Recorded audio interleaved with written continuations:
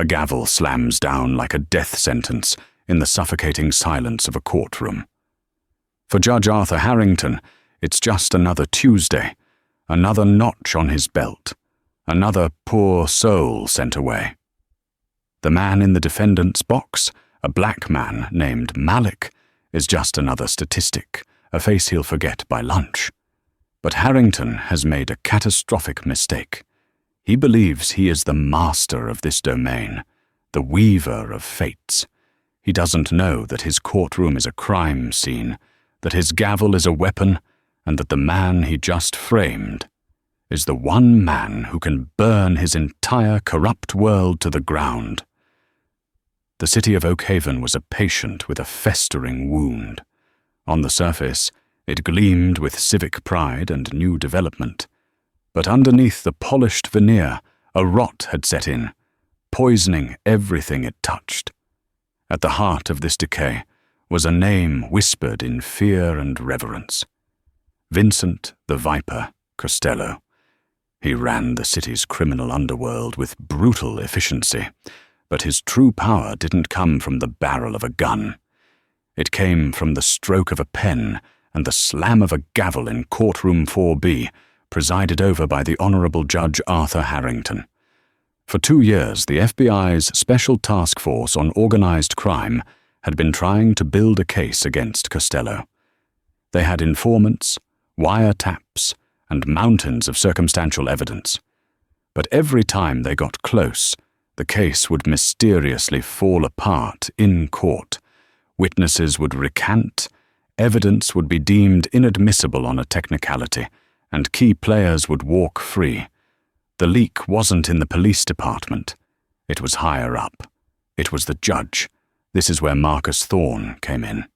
To the world, he was the newly appointed assistant director of the FBI's Criminal Investigative Division, a man known for his sharp mind, unyielding integrity, and a stare that could make seasoned criminals confess.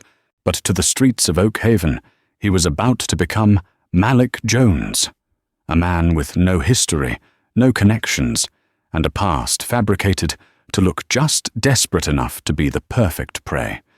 The operation was audacious, bordering on insane. Marcus, a man who commanded hundreds of agents, was going undercover himself. "We can't send an agent in," he'd argued in a heated briefing in Washington. "Harrington and Costello's network is too deep. They can spot a cop a mile away. They need to believe they've found a random, powerless victim. It has to be someone they won't even think to look at twice. It has to be me." For 6 weeks, Marcus lived as Malik. He let his hair grow out, grew a scruffy beard, and traded his tailored suits for worn jeans and faded t-shirts. He worked odd jobs for cash, unloading trucks at the docks, washing dishes at a greasy spoon diner. He lived in a rundown apartment in the city's most neglected district, a place the city tried to forget. He was a ghost, a nobody. He learned the rhythms of the street, the language of the desperate. He saw firsthand how the law was applied differently on this side of the city. He watched officers Frank Miller and Kevin Davis, 2 patrolmen known to be in Harrington's pocket, shake down local business owners and harass kids on the street with impunity. They were the judge's collectors, his street-level enforcers. The plan was simple: get arrested.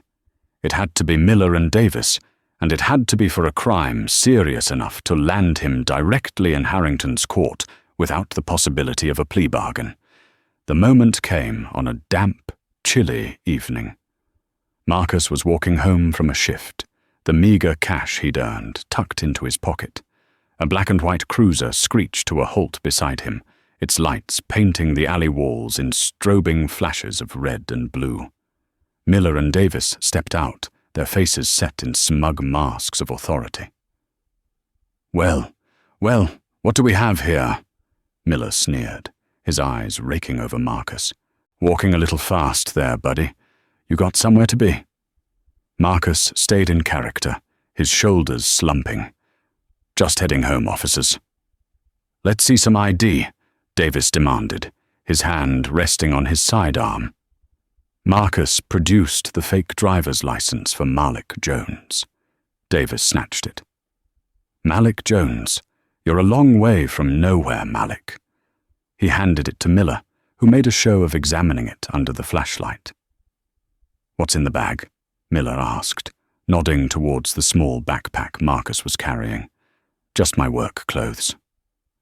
We'll be the judge of that, Miller said, a cruel smile playing on his lips.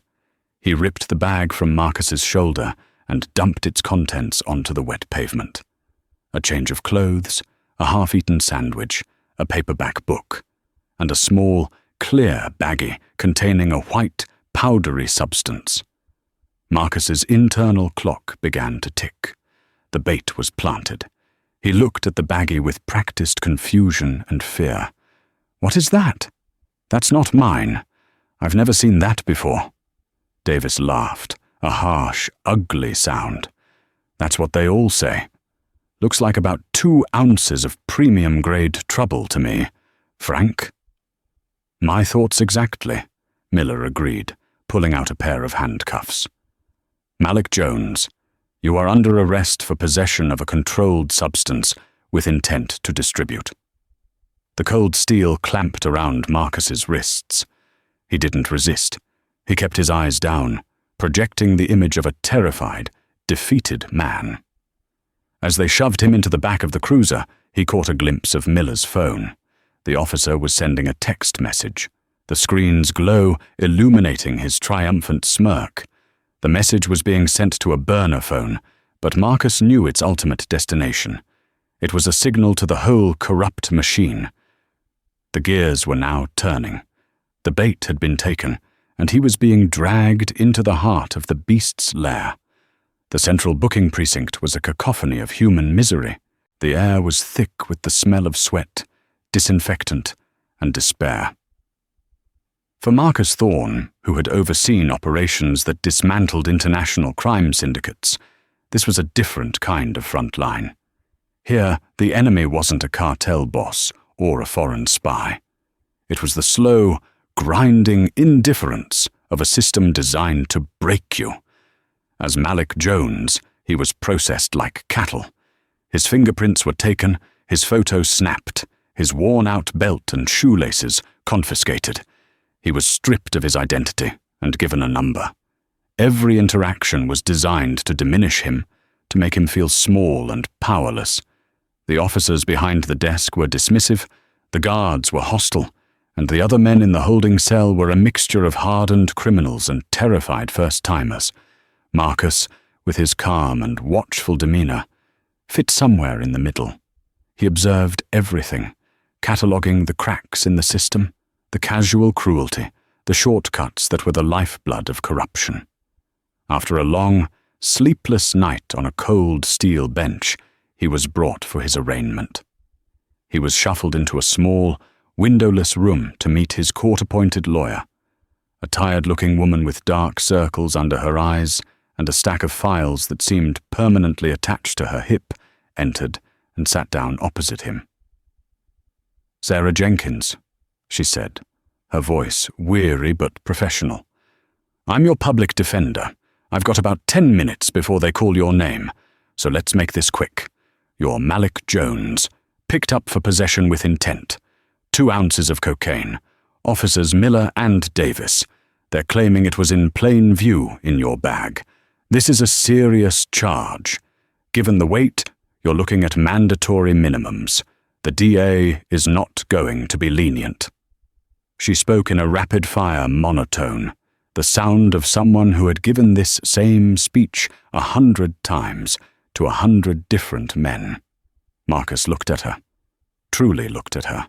He could see the spark of a fighter buried under layers of exhaustion and cynicism. "It wasn't mine," he said, his voice quiet but firm. "They planted it." Sarah let out a sigh, a sound heavy with disappointment. "Mr. Jones, everyone says that. I have 23 active cases right now. I need something more to work with than they planted it. Did they have cause to stop you? Did you say anything incriminating?" "They stopped me for walking too fast." Marcus replied evenly. And I said nothing. Something in his tone, a lack of the usual panic or defensive anger, made Sarah pause. She looked at his file again, then back at him.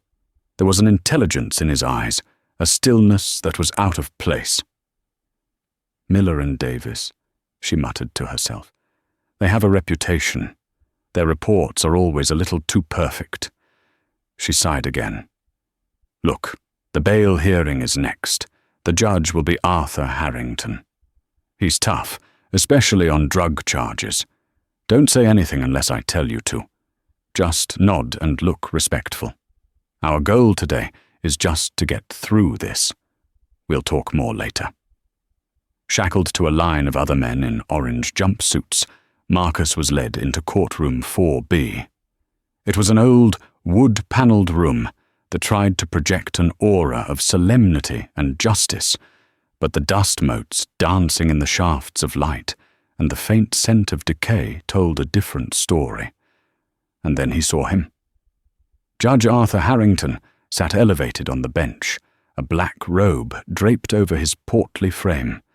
He had a florid face, small, shrewd eyes, and a mouth that was permanently downturned in a look of stern disapproval. He moved with an air of absolute, unchallengeable authority. This was the man who held the city's fate in his hands. As the bail hearing for Malik Jones began, Harrington barely glanced at the file. The prosecutor quickly recited the charges.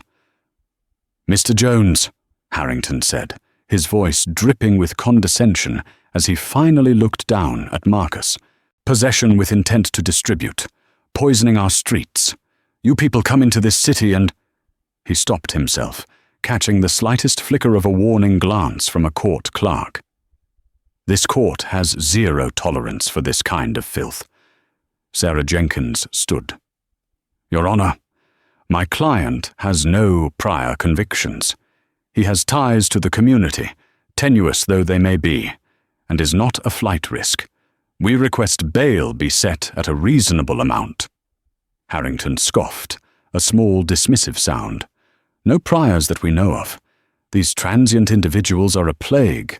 They drift in, commit their crimes, and drift out. Reasonable bail? The only reasonable thing to do is ensure Mr. Jones remains where he can do no more harm." He looked directly at Marcus, his eyes cold and devoid of empathy. "Bail is denied. Remand to custody until trial." He banged his gavel, the sound echoing the finality of a slamming cell door. "Next case." As Marcus was led away by the bailiffs, his eyes met Harrington's for a fleeting second. Marcus showed nothing, his face a mask of resignation. But inside, a cold fire was burning. Harrington hadn't just denied him bail, he had revealed his hand. The use of "you people," the immediate assumption of guilt, the theatrical contempt, it was all part of the show. This wasn't justice, it was a performance, and Harrington was the star. Back in the holding cell, the weight of the system felt real, suffocating. Marcus knew his team was monitoring from a distance, that this was all part of the plan. But for the men around him, this was not a plan. This was their life. He was inside the jaws of the machine, and he could feel them beginning to grind.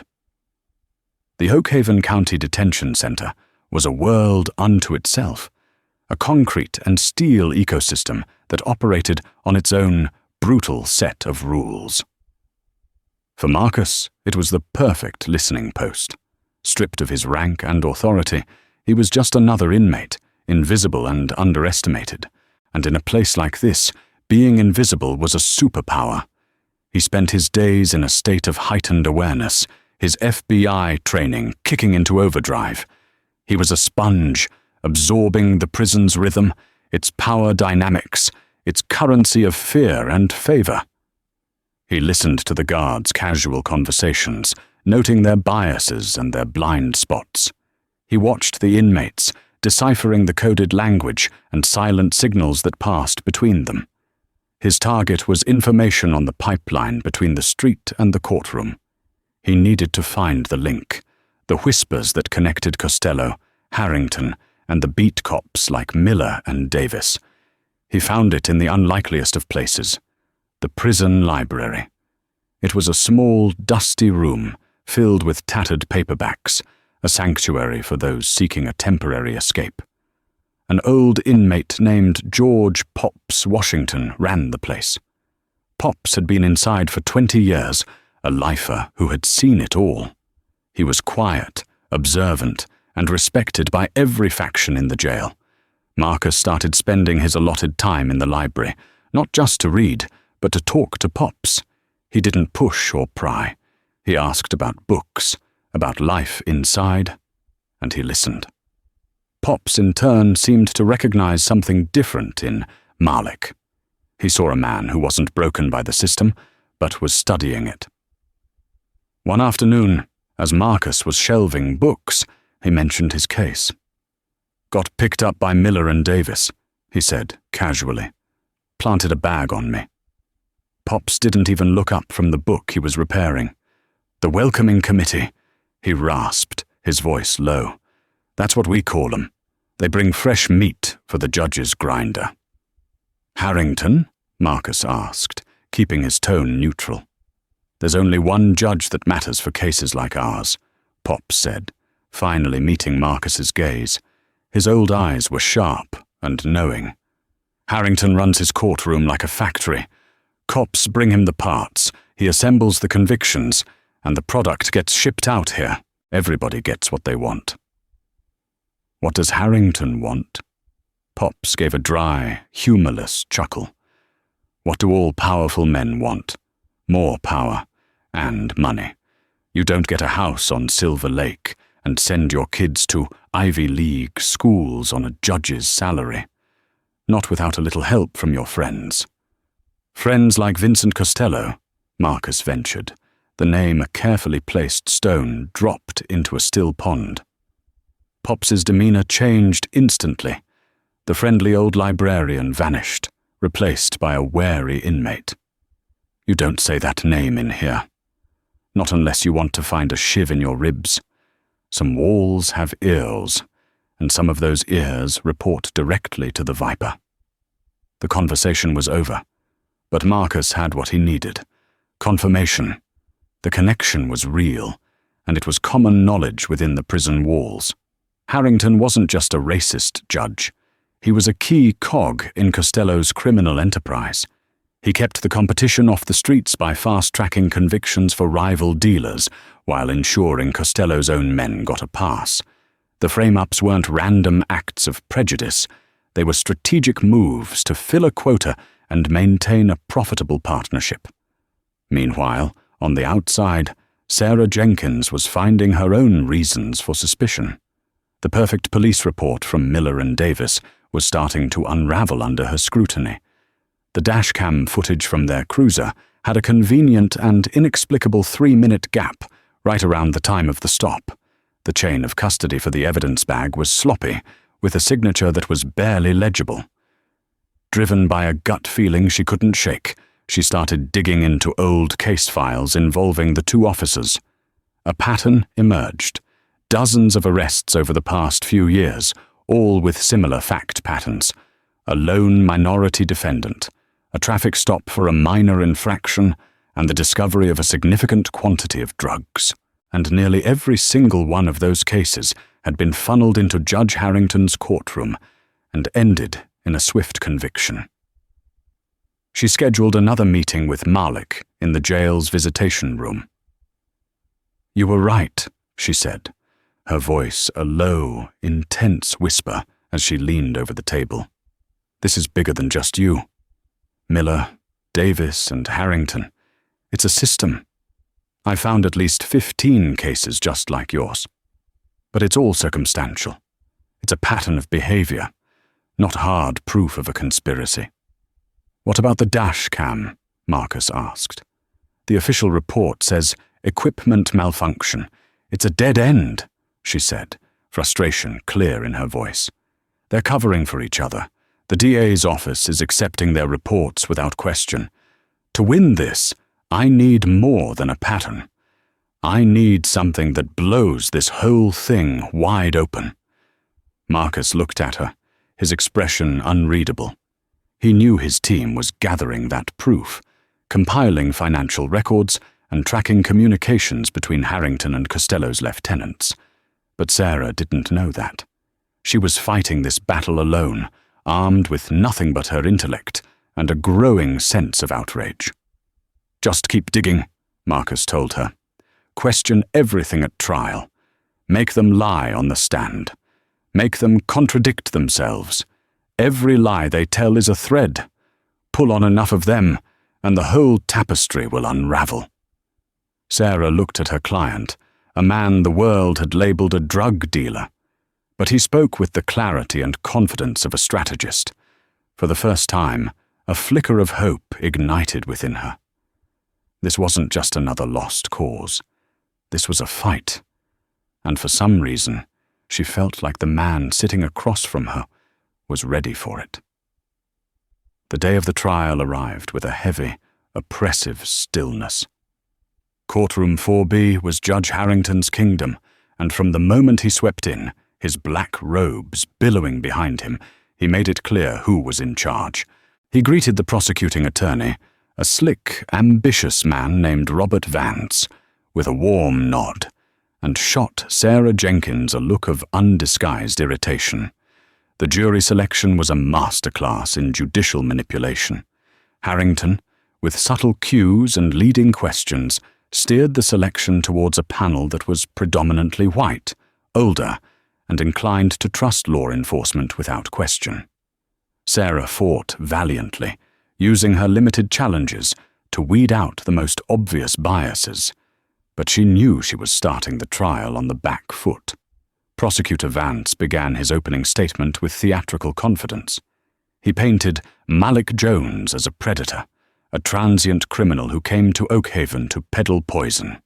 He held up the evidence bag of cocaine, calling it a one-way ticket to misery and death, and lauded Officers Miller and Davis as heroes protecting the community. When it was Sarah's turn, her approach was starkly different. "This case isn't about drugs," she began, her voice clear and steady, addressing the jury directly. "It's about the abuse of power. It's about a story crafted by two police officers that is too neat, too convenient, and too full of holes. The evidence will show you that my client, Malik Jones, is not a drug dealer. He is a victim." Harrington watched her, his fingers steepled, a look of profound boredom on his face. The prosecution's case was simple and, on the surface, devastating. Officer Frank Miller took the stand first. He was calm, professional, and radiated an aura of unimpeachable authority. He recounted the night of the arrest, describing how he and his partner had observed the defendant acting suspiciously, and how a routine stop had led to the discovery of the narcotics. His testimony was a perfect recitation of his police report. Then came Sarah's cross-examination. "Officer Miller," she began, approaching the witness stand. "You stated you stopped my client for walking too fast. Can you please tell the court what the legal definition of walking too fast is?" Vance shot to his feet. "Objection? Relevance?" "Sustained," Harrington grunted, without even looking at Sarah. Sarah pivoted. "Officer, your report mentions a 3-minute gap in your dashcam recording due to an equipment malfunction. Is that correct?" "Yes, ma'am. The older units can be unreliable," Miller said smoothly. "How convenient," Sarah murmured, earning a sharp glare from the judge. "In your experience, officer, how often do these malfunctions occur?" "It happens from time to time." "And did this malfunction happen before or after you claim to have found the drugs?" Miller hesitated for a fraction of a second. "I believe it was around the same time." So the single most crucial piece of objective evidence in this entire case is missing because of a perfectly timed technical glitch, Sarah pressed. Objection! Argumentative! Vance shouted. Sustained! Miss Jenkins, move on or I will hold you in contempt, Harrington barked. The pattern continued with Officer Davis. He corroborated Miller's story perfectly. Too perfectly. They used the same phrases, the same turns of speech, as if they had rehearsed from a script. Sarah poked and prodded, trying to find a crack in their story.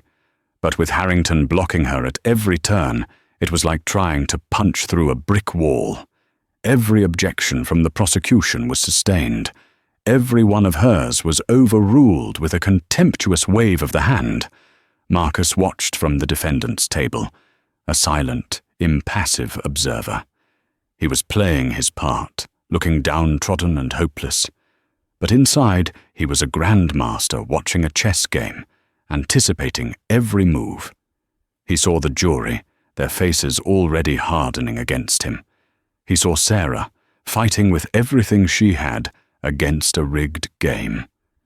And he saw Harrington, the smug puppet master, pulling all the strings. During a recess, Sarah sat beside him, her shoulders slumped in defeat. I'm sorry, Malik, she whispered, her voice strained. He's not letting me lay a glove on them. The jury sees me as an obstructionist and them as heroes. We're losing. Marcus looked at her, his eyes holding a depth she couldn't comprehend. You're doing exactly what you need to do, he said, his voice a low rumble. You're showing them the system. You're putting the corruption on the record. Don't stop fighting. His words, his unnerving calm, gave her a small jolt of renewed energy. She didn't understand this man, but she was starting to believe in him. The final act of the prosecution's case was the testimony of a forensic expert who confirmed the substance was cocaine and the amount was consistent with intent to distribute. It was a clinical, factual presentation that seemed to seal Malik Jones's fate. As the prosecution rested its case, a palpable sense of finality settled over the courtroom. Vance looked at the jury with a triumphant smile. Judge Harrington looked at his watch, eager to wrap things up. The system was working exactly as it was designed to. The frame was set, the evidence was presented, and the judge was ready to hammer the final nail in the coffin. Everyone in the room believed the outcome was a foregone conclusion. They were all wrong. The defense's case was painfully short. With no witnesses and no physical evidence to present, all Sarah Jenkins had was the testimony of her client. Against her better judgment, but at his insistence, she called Malik Jones to the stand. Marcus walked to the witness box with a steady, deliberate gait that seemed at odds with his supposed station in life. He took the oath, his voice ringing with a surprising clarity in the hushed courtroom. Sarah led him through his testimony. He calmly and simply recounted his version of events, that he was walking home, that he was stopped without cause, and that the drugs were planted on him by the officers.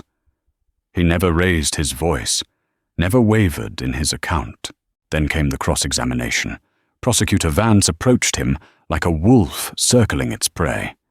He sneered, he mocked, he twisted Marcus's words.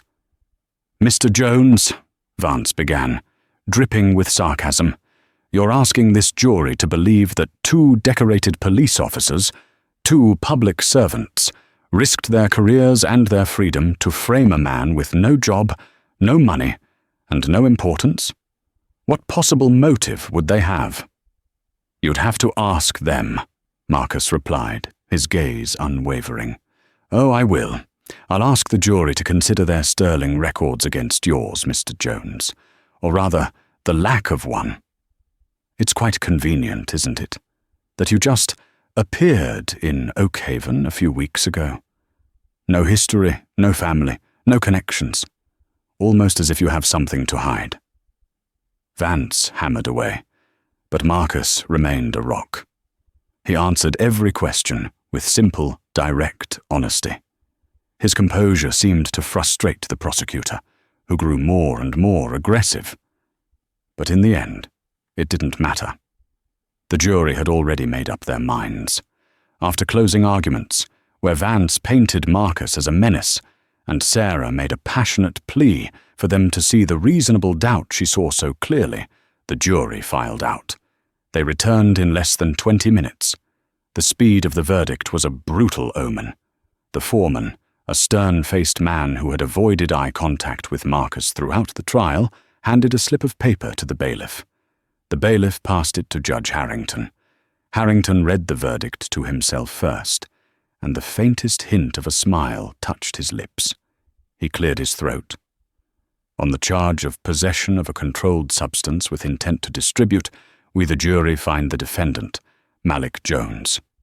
He paused for dramatic effect. Guilty. A collective sigh of relief seemed to pass through one side of the courtroom. Sarah Jenkins slumped in her chair, the blow landing with physical force. She reached over and put a hand on Marcus's arm, a gesture of comfort. He, however, remained perfectly still. He simply watched Judge Harrington, his expression unreadable. Sentencing will take place immediately, Harrington announced, eager to close the book on this case. Mr. Jones, please rise. Marcus stood, his movements fluid and unhurried. Harrington leaned forward, relishing his moment of victory. He removed his glasses and looked down at Marcus with a look of utter contempt. Malik Jones, this court has found you guilty of peddling filth on the streets of our fine city. Your crime is not merely a legal transgression, it is a moral one. You, and people like you, are a cancer that we must cut out. You prey on the weak and contribute nothing to society. You are, in short, a liar, a criminal, and a parasite. The judge's voice boomed with self-righteous fury. He was no longer a judge, he was a priest condemning a sinner. Therefore, it is the sentence of this court, he continued, that you will serve no less than 15 years in a state penitentiary, with no possibility of parole for the first 10. This should serve as a message. It was at that moment that Marcus chose to act. Your Honor, he said, his voice cutting through Harrington's tirade. It wasn't loud, but it had a quality of command that made everyone in the room, including the judge, fall silent. Harrington stared, stunned by the interruption. The defendant will be silent. You have nothing more to say. On the contrary, Your Honor, Marcus said, his voice gaining strength. I believe I am entitled to make a statement before sentencing is finalized, and I have quite a lot to say. Sarah Jenkins looked at her client in a panic. What was he doing? He was only making things worse. She tried to pull him back, to whisper for him to stop, but he gently shook his head. Harrington, intrigued and arrogant, leaned back in his chair. A small, cruel smile played on his lips. Very well, Mr. Jones. Let's hear it. Let's hear the pathetic excuses of a common criminal. The floor is yours. Amuse us. He gestured magnanimously. In his mind, he was giving the condemned man one last bit of rope to hang himself with. Marcus Thorne looked around the courtroom. He met the eyes of the jury, the prosecutor, and his own bewildered lawyer. Then his gaze settled on Judge Arthur Harrington, a predator locking eyes with its prey. The performance was over. The investigation was about to reach its stunning conclusion. The air in the courtroom crackled with a tension that no one could explain. They were all standing on the edge of a precipice, about to witness a fall they could never have imagined. Thank you, Your Honor, Marcus began, his voice now devoid of the meekness he had feigned for weeks. It was a new voice, crisp, articulate, and imbued with an authority that seemed to come from a place far beyond the confines of a defendant's box. The entire courtroom leaned in, captivated by the sudden shift in his demeanor. For the past 3 days, he continued, turning slightly to address the jury. You have listened to a story, a well-rehearsed narrative about a man named Malik Jones, a supposed drug dealer. You heard the testimony of Officers Miller and Davis, who painted themselves as vigilant protectors of this city. He paused, letting his words hang in the air. But as Miss Jenkins so eloquently argued, a story is all it is. And it's a story full of holes. Let's talk about that 3-minute gap in the dash cam footage, for instance. An equipment malfunction, Officer Miller called it. Marcus's eyes found Officer Miller, who was standing near the prosecution's table, looking smug. The equipment didn't malfunction, Officer Miller. It was manually deactivated at 9:14 p.m. and reactivated at 9:17 p.m. Just long enough for Officer Davis to exit the vehicle, approach my side, and place the bag of narcotics, which had been in the cruiser's glove compartment since the beginning of your shift, into my backpack. Miller's face went pale. Prosecutor Vance shot to his feet. Objection! The defendant is making wild, unsubstantiated claims. I'm just getting started, Marcus said, his voice cutting through the objection like a scalpel. He turned his attention to the judge. This frame-up, Your Honor, was efficient. Almost as efficient as the 15 other identical cases prosecuted in this very courtroom over the past 2 years, all involving minority defendants, all arrested by the same 2 officers, and all resulting in maximum sentences delivered by you. Harrington's face, once florid and arrogant, was now a mask of disbelief and rage. Bailiff, restrain the defendant. His outburst is over. But the 2 bailiffs flanking Marcus hesitated, mesmerized by the scene unfolding. I don't think you want to do that, Marcus said calmly. He looked past Harrington, towards the main doors at the back of the courtroom. Because this isn't an outburst, it's a debriefing. His eyes shifted to Vance. And you, Mr. Vance, you were so curious about my motive, about why 2 decorated officers would frame an unimportant man. They did it because they were ordered to. Just as you are ordered to prosecute certain cases with extreme prejudice while letting others slide. He then looked directly at Judge Harrington, his voice dropping to a steely, accusatory tone. They do it for the same reason you do, Your Honor. For the money. For the monthly payments that are funneled from the accounts of Vincent Costello through 3 shell corporations and into an offshore account in the Cayman Islands, account number 734-9B-41. A collective gasp swept through the courtroom. Sarah Jenkins stared at her client, her mind reeling. How could he possibly know these things? Judge Harrington slammed his gavel repeatedly, the sound now frantic and powerless. Contempt. Contempt of court. I order you to be silent. This is a circus. No, Your Honor, Marcus said, his voice rising to fill the chamber. This is a federal sting operation, and you are its primary target. He reached into the pocket of his orange jumpsuit, an act that should have been impossible, and pulled out a small, flat object. He held it up. It was a badge, an FBI badge. My name is not Malik Jones, he declared, his voice resonating with the full force of the United States government. I am Assistant Director Marcus Thorne of the Federal Bureau of Investigation. At that exact moment, the heavy oak doors at the back of the courtroom burst open. A dozen agents in dark blue vests emblazoned with FBI swarmed into the room, their movements precise and overwhelming. Leading them was a sharp-eyed woman who looked directly at Marcus. Director Thorne, Agent Ramirez said, her voice crisp. The perimeter is secure. The courtroom erupted into chaos. Reporters in the gallery scrambled for their phones. The jury stared in stunned silence, their mouths agape. Officers Miller and Davis were frozen in place, their faces a portrait of pure terror as 2 agents moved to apprehend them.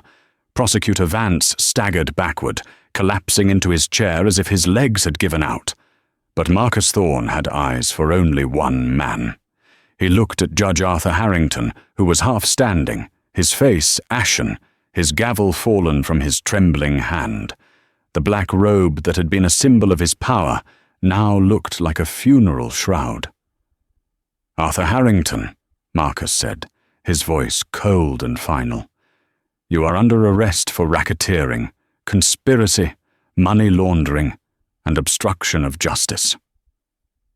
2 federal agents ascended the steps to the bench, the sacred space of the court now a crime scene.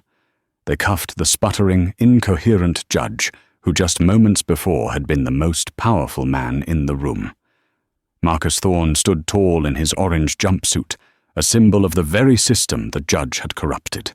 He had walked into the lion's den disguised as a lamb, and he had brought the whole jungle down with him. The immediate aftermath of the reveal was a maelstrom of controlled chaos. As Judge Harrington, speechless and shaking, was led away in handcuffs from his own bench, the sanctity of courtroom 4B was irrevocably shattered.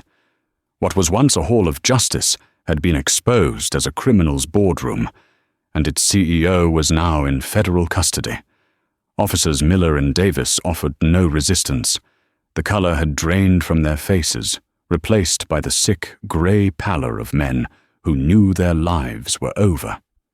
As they were read their rights, their eyes darted around frantically, searching for an escape that didn't exist. Their world of petty tyranny and guaranteed impunity had evaporated in less than 5 minutes. Sarah Jenkins remained frozen in her seat beside the man she had known as Malik Jones. Her mind was a whirlwind of confusion, shock, and a dawning, brilliant sense of vindication. Every instinct she'd had about this case, every suspicion she'd harbored about the corruption in the system was not just true. It was the subject of the highest-level federal investigation. Marcus, Director Thorne, turned to her. The hardened mask of the undercover operative softened for a moment, and she saw the man beneath. "Ms. Jenkins," he said, his voice now filled with a deep, genuine respect. "I apologize for the deception. It was a necessary part of the operation. You should know you're one of the finest public defenders I have ever had the privilege of observing. You fought for me when you had every reason not to. You upheld your oath, even in a court where it was meaningless."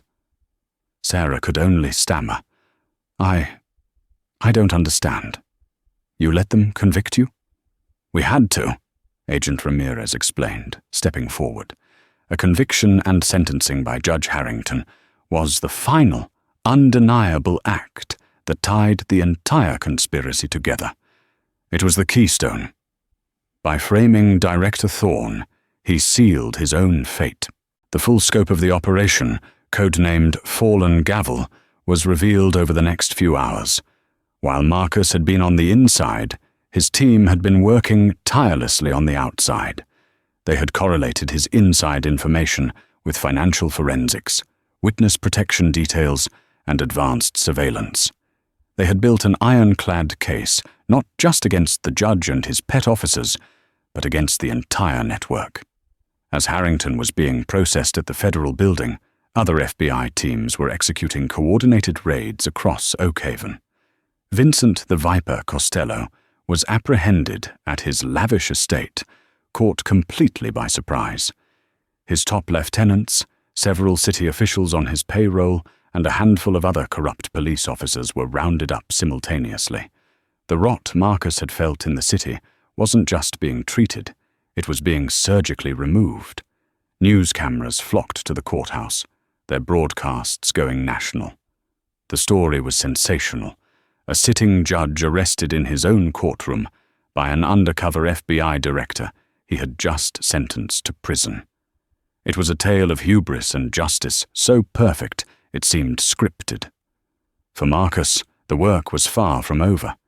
He was taken to a secure location where he finally shed the identity of Malik Jones. After a hot shower and a change into a crisp suit, he looked like himself again. but his eyes held the weight of what he had experienced. He had seen the justice system from the bottom up, and the sight was uglier than he could have imagined. He personally oversaw the initial interrogations. Miller and Davis folded within an hour, each one trying to betray the other to get a better deal. They confessed everything: the frame-ups, the kickbacks, the orders they took from Harrington. Harrington himself was a different story. He blustered and threatened, citing judicial immunity and accusing the FBI of a vendetta. But when Marcus walked into the interrogation room and laid out a series of satellite photos showing Harrington meeting with Costello on his private yacht, followed by bank statements from his offshore account with perfectly matching deposit dates, the judge's facade crumbled. He sat in stunned, defeated silence. The master of the universe was just a common criminal caught in an airtight trap. The reckoning had come to Oakhaven. The fall of Harrington and Costello sent shock waves through the city's political and legal establishments. It was a brutal, necessary purge, a cleansing fire that would allow for the possibility of true justice to finally take root. In the months that followed, the city of Oakhaven underwent a painful but necessary transformation. The federal trials of Arthur Harrington, Vincent Costello, and their co-conspirators became a public spectacle, laying bare the depth of the corruption that had plagued the city for years. Marcus Thorne did not testify in person, but provided a detailed deposition that served as the backbone of the prosecution's case. The evidence was overwhelming. The financial records, the confessions of Miller and Davis, who both took plea deals for reduced sentences, and the testimony of dozens of other individuals who had been caught in Harrington's web painted a damning picture. The former judge was a shadow of his former self. Stripped of his robes and his power, Arthur Harrington was just another paunchy, middle-aged man in a suit, his arrogance replaced by a desperate, palpable fear. He was found guilty on all counts and sentenced to life in federal prison, a fate he had so callously meted out to countless innocent men. The irony was lost on no one. Vincent Costello, the Viper, was also convicted, his criminal empire dismantled for good. He would spend the rest of his days in a supermax facility, his power confined to a 6-by-9-foot cell. But for Marcus Thorne, the victory was about more than just putting bad men behind bars. It was about repairing the damage they had done. He spearheaded a joint task force with the Department of Justice to review every single case that had passed through Harrington's courtroom in the last decade. It was a monumental undertaking. One by one, wrongful convictions were overturned. Men who had lost years of their lives to Harrington's corrupt grinder were exonerated and released. Families were reunited. Lives were, piece by piece, put back together. George Pops Washington, the old prison librarian who had first confirmed Marcus's suspicions, was among those whose sentences were reviewed and eventually commuted. Sarah Jenkins became a local hero. Her tireless defense of Malik Jones was lauded as a testament to the principles of public defense. She was offered a senior position in a newly reformed public defender's office, with the resources and staff to ensure that no one would face a rigged system alone ever again. She accepted, determined to be part of the solution.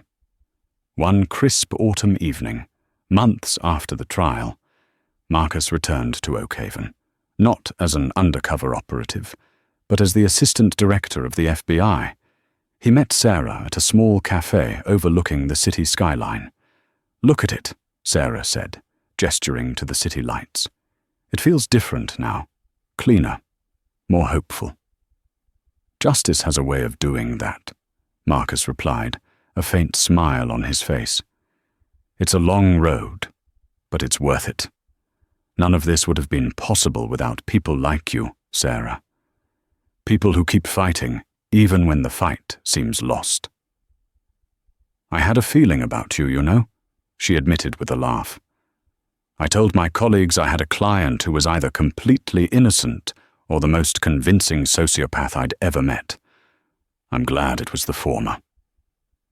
They sat in comfortable silence for a moment. Two warriors who had fought on the same side of a secret war. Marcus had gone into the darkness to expose it.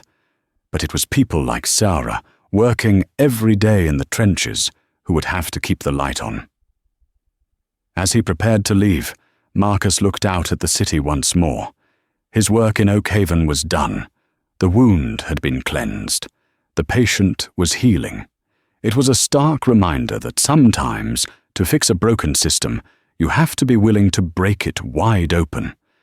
And sometimes, the most powerful man in the room isn't the one in the judge's robes, but the one in the defendant's box, waiting for the perfect moment to deliver a verdict of his own.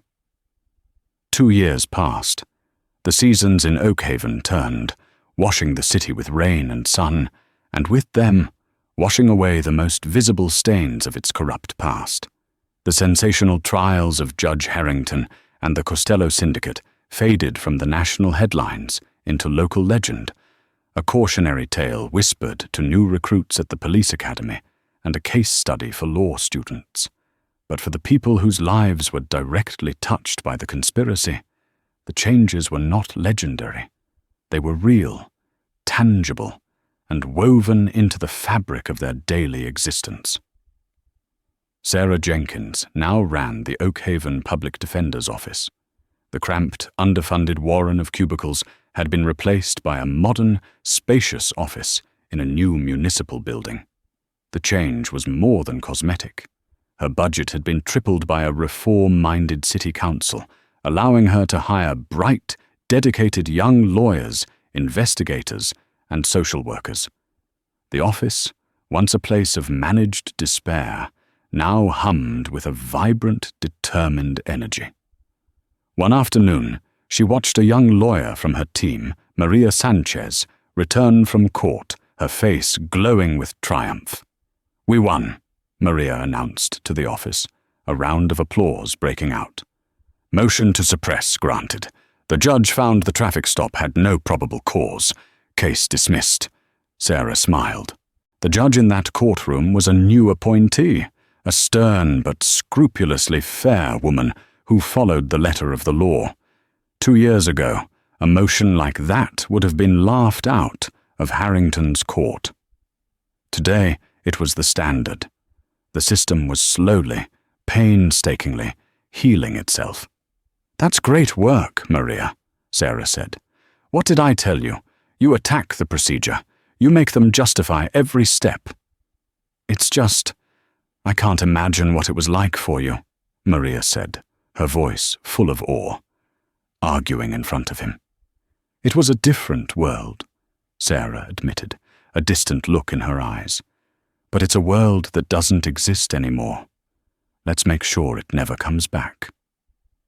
Miles away, in the desolate landscape of ADX Florence, the federal supermax prison, former Judge Arthur Harrington was living in that different world. Here, there were no black robes, no elevated bench, no symbols of power. There was only a concrete box and the crushing weight of endless identical days. His name was gone, replaced by inmate number 7922 Hawaii 12. He was no longer a weaver of fates. He was a ghost in the machine he had once so gleefully operated. The other inmates, a collection of the nation's most dangerous criminals, regarded him with a particular kind of contempt. He wasn't a gangster or a kingpin. He was a hypocrite, a man who had wielded the law like a weapon, only to be felled by it himself. One day in the prison yard, during his 1 hour of allotted recreation, a wiry inmate with cold, dead eyes approached him. "Harrington, right?" the inmate hissed, his voice a low threat. Harrington, whose spirit had been eroded to a nub of perpetual fear, flinched. "I don't know you. You should. You sent me up. 15 years for a possession charge. Cops were Miller and Davis." The inmate's lips twisted into a cruel smile. Funny how things work out. I get out in 3 years on that appeal your FBI friend started. But you? You're never leaving. Every day you're in here, I want you to remember the faces of the men you sent here. Because now, you're just one of us." The inmate walked away, leaving Harrington trembling, not from the threat of violence, but from the chillingly perfect karma of his new reality. He was trapped in the very hell he had created for others, stripped of his name, his power, and his future. Back in Washington, D.C., in his quiet, orderly office at FBI headquarters, Assistant Director Marcus Thorne reviewed the latest crime statistics from Oak Haven. Violent crime was down 18%. Public trust in law enforcement was up for the first time in a decade. The reforms were holding. Operation Fallen Gavel had become a model for combating systemic corruption. Marcus had been promoted, given more oversight, and was now tasked with creating similar internal affairs units in other troubled cities. The work was demanding, bureaucratic, and a world away from the grit of his undercover assignment. Yet, he found a deep satisfaction in it. Pinned to a corkboard behind his desk, amidst charts and official memos, was a small newspaper clipping from the Oak Haven Gazette. It was a photo of Sarah Jenkins cutting the ribbon on her new office. She had sent it to him with a simple, handwritten note. "Look what you started." He sometimes thought about Malik Jones, the ghost he had been for 6 weeks. He remembered the cold of the cell, the taste of prison food, the suffocating feeling of powerlessness. It was a scar on his soul, a memory he would carry forever. But it was also his greatest strength. It gave him a perspective that no other director in the Bureau possessed. He knew what the system felt like from the bottom, and he would spend the rest of his career fighting to fix it from the top. The city of Oak Haven was healing, but the scars remained. They were a reminder of how easily justice could be perverted, but also a testament to the fact that no system is so broken that it cannot be reclaimed by the brave and the just. The fall of one corrupt judge had not solved all the world's problems, but for one city, it had allowed a new dawn to break. The story of Marcus Thorne and Judge Harrington is a powerful reminder that the scales of justice can be tipped by corruption, but they can always be set right by courage and truth. It shows that no one is above the law, and that integrity can be found in the most unexpected places, from the highest ranks of the FBI to the overworked office of a public defender. Karma in this story wasn't just a concept. It was a federal task force, and its arrival was devastating for those who thought they were untouchable.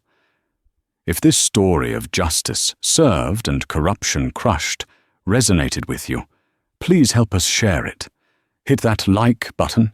Share this video with someone who needs to see that the good guys can still win, and subscribe to our channel for more incredible stories of karma and justice in action.